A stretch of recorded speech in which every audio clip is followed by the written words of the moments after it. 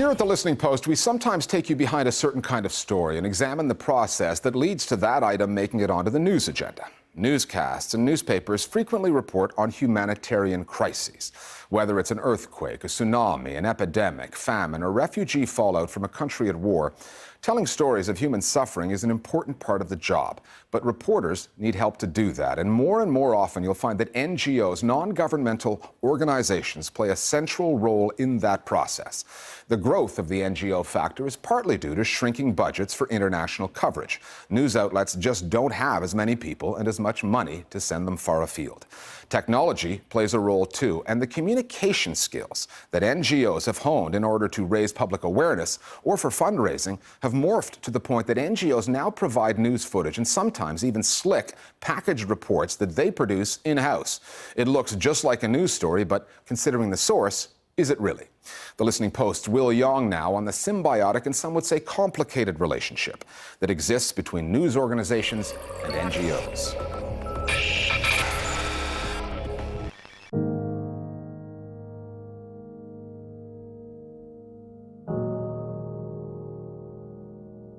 It was 30 years ago last October that famine in Ethiopia hit the global news consciousness. In Ethiopia, 7 million people are threatened by starvation. Thousands have already died.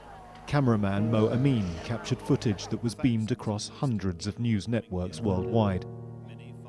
And it was BBC reporter Michael Burke who gave voice to the story. How do you feel about the attitude of the rest of the world to this country? Suddenly everybody cared, and that was entirely because of the images. It was something about those children, the looks in their eyes, the flies on their eyes, all of that was so powerful. And it touched people in a way that words just couldn't. It was a very simple message. Look at this appalling suffering. But there was a story behind the story, and it involved an NGO. Burke, under pressure from his editors in London, sent a telex to Oxfam, who directed him to a camp at Korum in northern Ethiopia. The footage shot there moved millions and sparked fundraising on an unprecedented scale. In the 3 decades since, NGOs have become skilled at using the media to raise and direct public concern. And they're not always waiting for the journalists to come to them.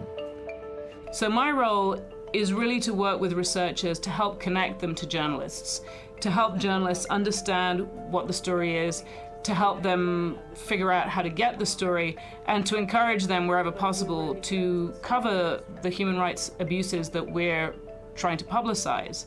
We've got to know a lot of the reporters who cover those kinds of situations, and we often find ourselves working closely with them. And the cooperation between NGOs and journalists often looks like this. Plan International worked in Indonesia in the aftermath of the Indian Ocean tsunami back in 2004. 10 years on, they're helping journalists to understand how a region like Aceh in northern Sumatra has recovered.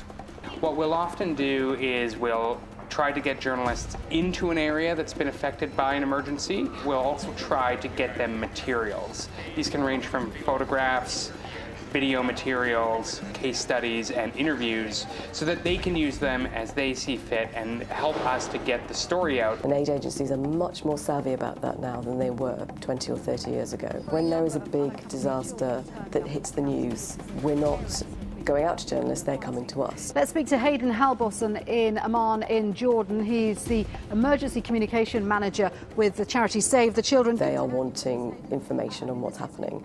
Later on down the line, when the news interest has waned, then we have to be very much more proactive about finding the stories that the media might be interested in.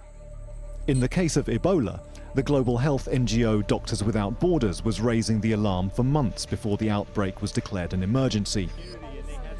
And as the story went global, many of the journalists heading to West Africa went to NGOs not just for information, but for access. Both in Sierra Leone and in Liberia, the Doctors Without Borders organization is playing a very critical role in the response to Ebola. So to a degree, journalists are following the activities of these various organizations. They're going to their treatment centers. And if you don't have the types of resources that you need from the organization that's supporting you, you can be in a position where you become dependent on the NGOs because they have the type of infrastructure to support you. They have vehicles. They are making oftentimes the same type of journey that you may need to make. There certainly are ethical issues if you accept hospitality from an aid agency, and it's quite complicated because maybe there's nowhere to stay apart from with the aid agency in some remote part of the world. And so if you've accepted their hospitality, does that mean you've got to say nice things about their project if it's lousy? No, it doesn't, because your job as a journalist is to tell the truth. Away from the field too, NGOs are moving into territory that the media are vacating.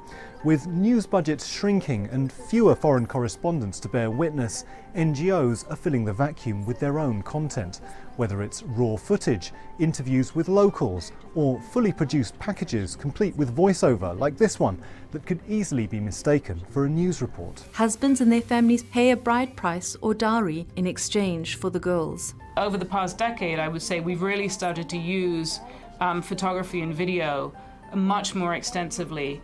We are assigning photographers and producing video in particular that we will also distribute to media outlets, because in this era of diminished budgets, and combined with the fact that now everybody has a website, whether they're print, radio, TV, everybody wants video, and we'll make that footage available to media companies, at no cost. And that harks back to the Michael Burke report, because we know that those kind of pictures are so powerful. Whereas before we might just present somebody with a case study of a person who was affected by a disaster, we would now have pictures of that person. We would probably try to have video of that person and look at what photography and video we can provide.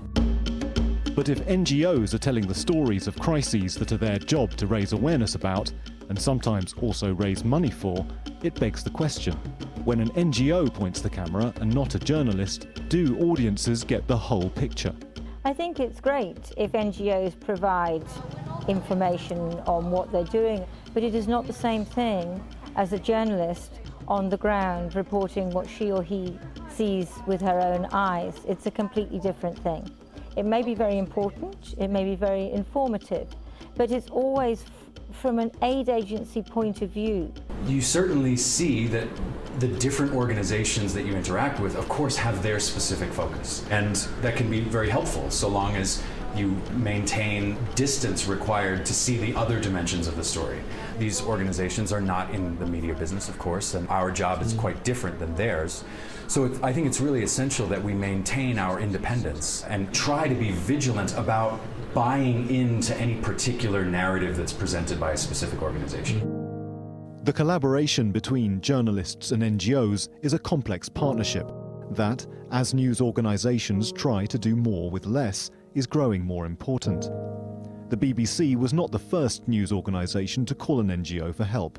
Ethiopia in 1984 is just one of the best-known cases of a relationship between those who are out to report the world's humanitarian problems and those doing what they can to solve them. More viewers on the download now on NGOs and their impact on news coverage.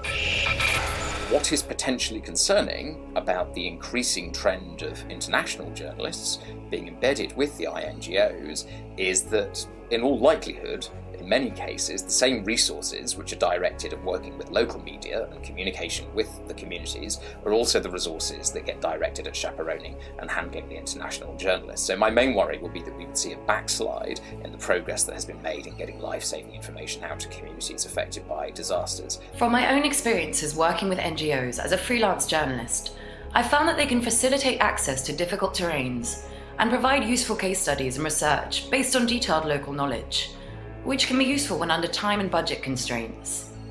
However, journalists and media outlets need to work to maintain their objectivity and ensure that this symbiotic relationship doesn't result in NGOs controlling their own narrative.